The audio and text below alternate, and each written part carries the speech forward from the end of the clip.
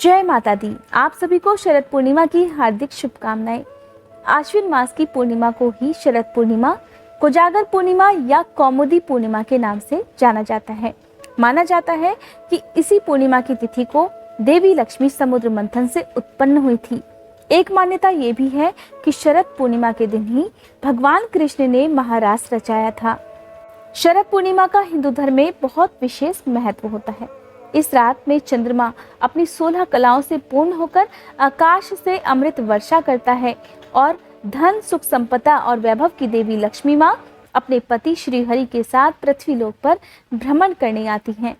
आज के दिन भगवान विष्णु के साथ साथ माँ लक्ष्मी जी के स्वागत की तैयारी की जाती है और आज के दिन जो भी भक्त श्रद्धा भक्ति से माँ लक्ष्मी जी की पूजा करके शरद पूर्णिमा की इस व्रत कथा को सुनता है, उन्हें भी व्रत करने जितना ही पुण्य की प्राप्ति होती है। आज की इस वीडियो में मैं आपको सुनाऊंगी शरद पूर्णिमा की व्रत कथा। माँ लक्ष्मी का आशीर्वाद तो सभी प्राप्त करना चाहते हैं। सभी चाहते हैं कि उनके घर में सदा सुख, संपत्ति और धन में बरकत होती रहे। तो इसीलिए माँ लक्ष्मी और भगवान विष्णु की कृपा को प्राप्त करने के लिए एक साहूकार की दोनों बेटियां हर पूर्णिमा के दिन व्रत किया करती थीं। साहूकार की दोनों बेटियों में सबसे बड़ी बेटी पूर्णिमा का व्रत पूरे विधि विधान से और सभी नियमों का पालन करते हुए करती थी। वहीं छोटी बेटी व्रत तो करती थी लेकिन नियमों की अनदेखी करती थी।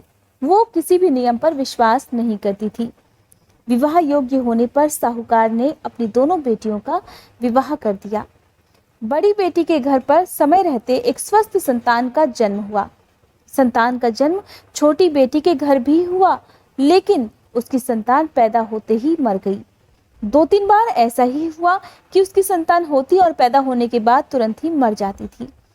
इस प्रकार जब लगातार ऐसा ही होता रहा तब उसने एक ब्राह्मण को बुलाकर अपनी व्यथा उनसे कही और उनसे कोई उपाय भी पूछा। छोटी बेटी के बार बार आग्रह करने पर ब्राह्मण देवता ने उसकी सारी बात सुनकर उससे कुछ प्रश्न पूछने के बाद उससे कहा कि तुम पूर्णिमा का व्रत अधूरा करती आई हो, इसी कारण तुम्हारा व्रत पूरी तरह फलित नहीं होता और तुम्हें अधूरे व्रत का दोष भी लगता है। आज तुम्हारी संतानें पैदा होते ही मर जाती हैं, यही अधूरे व्रत का दोष है। ब्राह्मण की बात सुनकर छोटी बेटी ने पूर्णिमा का व्रत पूरे विधि विधान से करने का संकल्प लिया। आश्विन का महीना चल रहा था और शरद पूर्णिमा आने से पहले ही उसने एक बेटे को जन्म दिया। जन्म लेते ही उसके बेटे की पहले की तरह ही मृत्यु हो गई। इस पर उसने अपने बेटे के शव को एक पीढ़े पर रख दिया। उसके ऊपर एक कपड़ा इस तरह से ढक दिया कि किसी को पता न चल पाए। ऐसा करने के बाद उसने अपनी बड़ी बहन को अपने घर पर बुलाया और बैठने के लिए वही पीढ़ा दे दिया। जैसे ही बड़ी बहन उस पीढ़े पर बैठने लगी, उसके लहंगे की किनारी बच्चे को छू गई और वह मृत बच्चा तुरंत जीवित होकर रोने लगा। इस पर बड़ी बहन पहले तो डर गई और फिर छोटी बहन पर गुस्सा करते हुए उसे डांटने लगी कि क्या तुम मुझ पर अपने बच्चे की हत्या का दोष और कलंक लगाना चाहती थी? मेरे बैठने से ये बच्चा मर जाता तो? इस पर छोटी बहन ने उत्तर दिया, बहन, ये बच्चा मरा हुआ ही था। तुम्हारे तप और स्पर्श के कारण मेरा बच्चा फिर से जीवित हो गया है। बहन, पूर्णिमा के दिन तुम जो व्रत और तप करती हो, उसके कारण तुम दिव्य तेज से परिपूर्ण और पवित्र हो गई हो।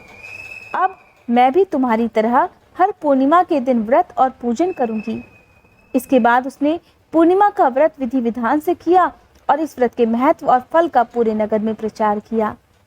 जिस प्रकार माँ लक्ष्मी जी और भगवान श्री हरि ने साहूकार की छोटी बेटी की कामना पूर्ण कर उसे संतान सुख और सौभाग्य प्रदान किया, वैसे ही हे प्रभु, हे माँ लक्ष्मी, हे श्री हरि, हम सब पर भी अपनी कृपा बनाए रखना। इस कथा को कहने सुनने वाले सभी भक्तों पर अपना आशीर्वाद बनाए रखना। पूर्णिमा के दिन इस कथा को सुनने के बाद भगवान गणेश, माँ लक्ष्मी जी और भगवान श्री हरि को खीर का भोग लगाना चाहिए और इस खीर को प्रसाद स्वरूप घर के सभी सदस्यों में बांटकर खुद भी ग्रहण करना चाहिए। ऐसा करने से माँ लक्ष्मी जी की विशेष कृपा प्राप्त होती है। जो लोग शरद पूर्णिमा के दिन उपवास ना कर पाए, उन्हें आज के दिन संभव हो तो पवित्र नदी में स्नान करने के साथ ही या फिर घर में ही गंगा जल मिलाकर स्नान करने के बाद अपनी सामर्थ्य के अनुसार कुछ न कुछ दान जरूर देना चाहिए। अगर आप उपवास नहीं भी करते हैं तब भी आपको पूर्णिमा के दिन शुद्ध सात्विक भोजन ग्रहण करना चाहिए। किसी प्रकार का तामसिक भोजन या घर में कलह क्लेश नहीं करना चाहिए। संतान सुख की कामना करने वाले दंपतियों को आज के दिन चंद्र देवता की एक साथ पूजा करनी चाहिए। चंद्र देवता को अर्घ देने के बाद खीर का भोग चंद्र देवता को जरूर लगाना चाहिए। ऐसा करने से संतान सुख की प्राप्ति होती है।